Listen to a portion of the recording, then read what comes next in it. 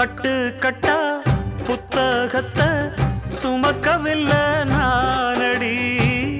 ஆனாலும் தான் கெட்ட வழி போனதில்லை நானடி.